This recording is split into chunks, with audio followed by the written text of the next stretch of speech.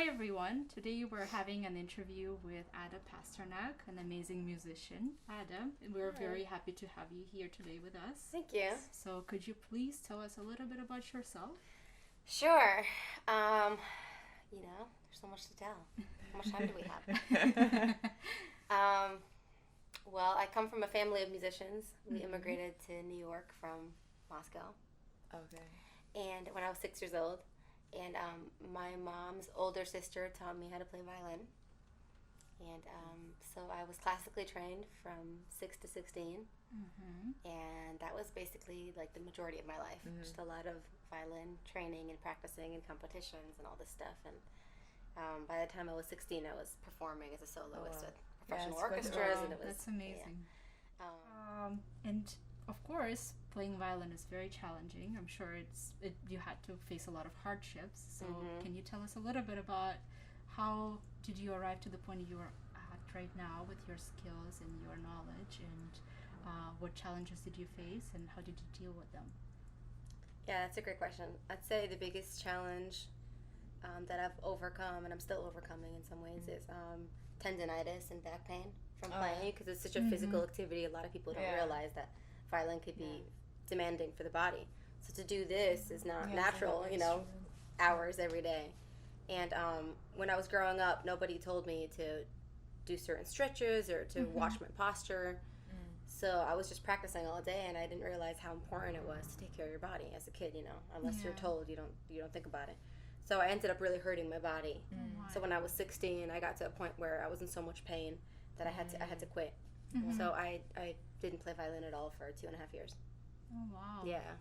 It's a long time. It was a long time, and it was like a very strange transition. I was a normal teenager, hung out with my friends. I'm glad I had that time now, but it was, at the time it was hard, to give all that up.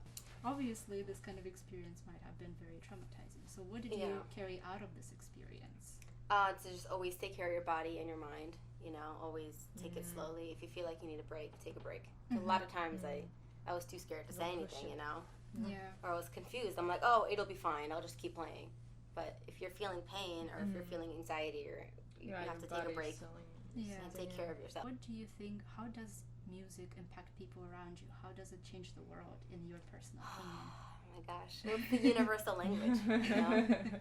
It's such a beautiful and powerful tool. It's people are walking by with their headphones listening to it, and I always want to ask. I always want to go up to strangers and ask like what you're listening to, because I'm just curious, And I'm like, check out my music. It's such. There's nothing like it, I think it could change the world. It does change the world oftentimes for many people. Yeah. But if we can come together, using art, and beautiful paintings and dance and music and all this stuff, I think that's what it's really all about. Like, is there any particular way that your music helped people around you, like maybe your close ones or like friends, family? Wow. Yeah. If you can think of it. Yeah, definitely. I know that there's definitely a couple people in my family who have been emotionally impacted by my music, for sure. Oh, really? Yeah.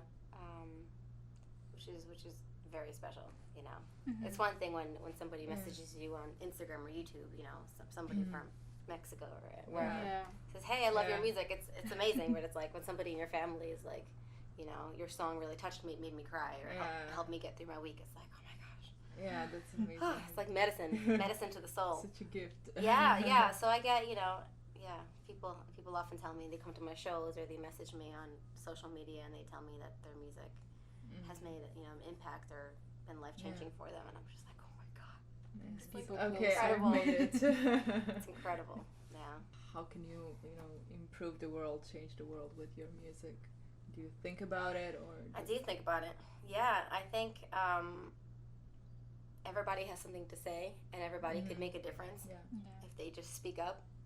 And it could be through just your mouth. It could be through a violin. It could be through art. Yeah, music is your tool.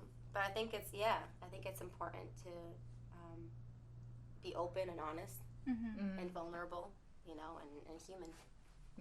So I want to be able to share my experiences, and I want to be real with people to know that it's okay to make mistakes. Yeah. And nobody's perfect, and I try to like talk about that in my music. So, and lastly, like if you could give an advice to young musicians, what would it be to people in your profession? Don't care too much what people think, because it's gonna hinder you from doing what you feel is right. You have to trust yourself, and just put your music out there. Don't be afraid. Don't overthink. Don't wonder, is this good enough? Does it sound like what's in the radio? Just put your music out. Put your art out. The world needs it, and then you'll figure it out. Just by doing it. But you can't hold everything back, because I know a lot of artists do that, and I'm one of them. Like for a long time, I didn't put any music out. But you just have to put your art out there and share it with the world. So that'd be my advice. Thank you so much for for your time. Thank you. Thank you everyone for also watching our video, and follow Ada Pasternak. Yeah, follow me. Spotify, Instagram, YouTube, Facebook. I have all the stuff. And get to know her as a person. She's an amazing human being. Thank you. It's so nice to talk to both of you. Yeah, nice to talk to you. Same here. Yeah. Maybe we'll get some coffee now. That'd be You guys great. Yeah, Yes. Starbucks.